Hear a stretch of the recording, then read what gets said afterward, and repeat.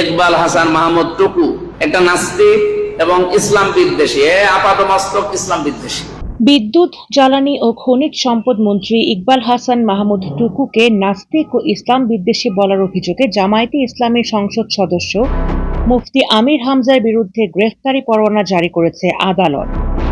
মঙ্গলবার ২১ এপ্রিল দুপুরে সিরাজগঞ্জের চৌহালি উপজেলা আমলি আদালতের senior judicial magistrate Mohammad Suman Bhuiyan এই আদেশ দেন। মামলার বাদী অ্যাডভোকেট হুমায়ুন কবির জানান, জনাব ইকবাল হাসান মাহমুদকে কটূক্তি করেছিল, তাকে নাস্তিক বলেছিল। আমরা ক্ষুব্ধ হয়ে তার বিরুদ্ধে মামলা করেছিলাম গত ২ এপ্রিল ২০২৬ সালে।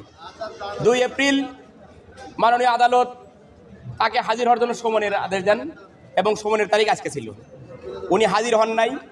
মাননীয় আদালত আমাকে প্রশ্ন করলেন, যেহেতু সংসদ চলতেছে এই মুহূর্তে ওয়ারেন্ট দেওয়া ঠিক হবে কিনা।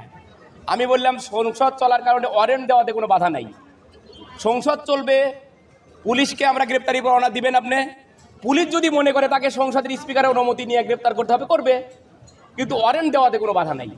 পরে আমার কথায় সন্তুষ্ট হয়ে মাননীয় আদালত বিজ্ঞ অতিরিক্ত চিফ জুডিশিয়াল ম্যাজিস্ট্রেট তার বিরুদ্ধে গ্রেপ্তারি পরোয়ানা জারি করেছে।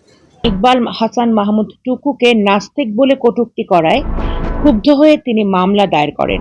তিনি বলেন, টাকা দিয়ে মানহানি পূরণ হয় না, তাই মামলায় ক্ষতিপূরণের অঙ্ক উল্লেখ করা হয়নি। এ ঘটনায় দণ্ডবিধির ২৯৬, ৫০০ ও ৫০৪ ধারায় মামলা করা হয়েছে। এর আগে আদালত আমির হামজাকে ১৯ এপ্রিল হাজির হওয়ার নির্দেশ দিয়ে সমন জারি করলেও তিনি আদালতে উপস্থিত হননি।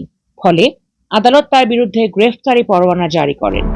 উল্লেখ্য, গত ২৬ মার্চ মুক্তিযুদ্ধ নিয়ে মন্ত্রীর একটি বক্তব্যকে কেন্দ্র করে কুষ্টিয়ার একটি মসজিদে খুতবার আগে তাকে নাস্তিক ও ইসলাম বিদ্বেষী বলে মন্তব্য করেন আমির হামজা। এই ঘটনায় তার বিরুদ্ধে একাধিক মানহানি মামলা দায়ের করা হয়। এ বিষয়ে পরবর্তী আইনি প্রক্রিয়া চলমান রয়েছে। আলিস চৌধুরী, নিউজ ডেস্ক, বার্তা বিচিত্রা।